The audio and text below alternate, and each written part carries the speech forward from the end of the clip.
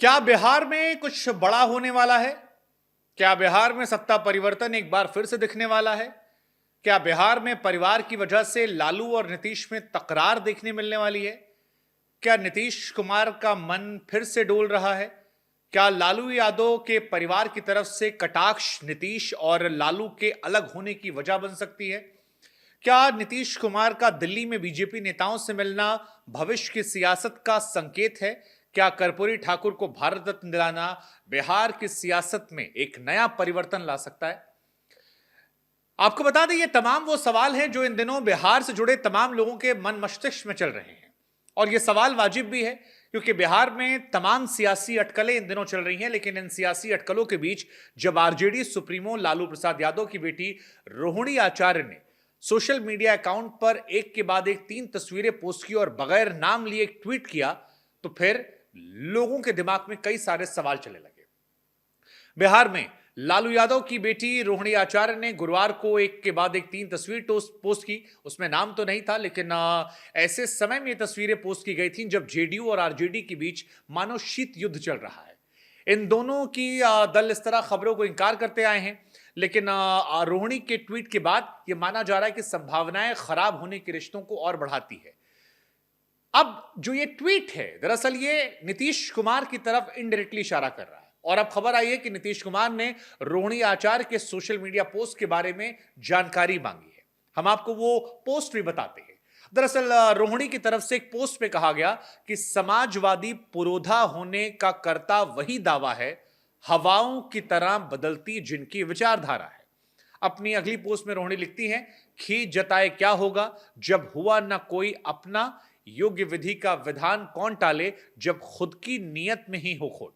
इसके अलावा पहली पोस्ट में वो ये भी लिखती हैं कि अक्सर कुछ लोग नहीं देख पाते हैं अपनी कमियां, लेकिन किसी दूसरे पर कीचड़ उछालने का को करते रहते हैं बदतमीजियां। तो ये तमाम चीजें जो हैं उनकी तरफ से पोस्ट की गई थी। और इसी के बाद ये माना जा रहा है कि अप्रत्यक्ष तौर पर वो नीतीश कुमार पर निशाना साध रही हैं, खासतौर पर उस पोस्ट में जिसमें उन्होंने ये इशारा किया कि दल बदल वाली बात जो है वो निकल कर आती है, जो उनका पहला पोस्ट जो हमने आपको जानकारी दी थी, जिसमें उन्होंने कहा था कि समाजवादी पुरोधा होने का करता वही दावा है, हवाओं की तरह बदलती जिनकी विचारधारा है।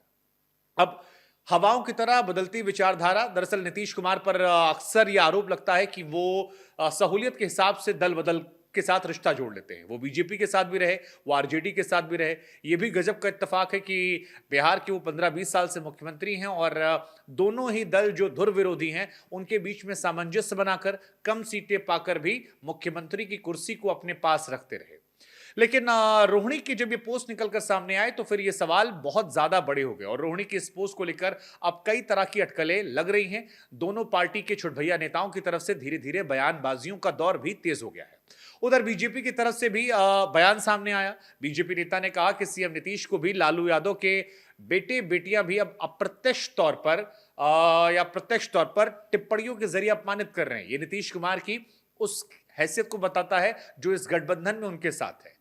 एक ओर जदयू रजत कार्यकर्ता व नेता गलबहियां कर बिहार में सरकार चला रहे हैं, तो वहीं दूसरी ओर जदयू के मुख्य सहयोगी रजत के सुप्रीमो की संतान नीतीश जी को बदतमीज घोषित कर रही है। खबर यह भी आ रही है कि अब नीतीश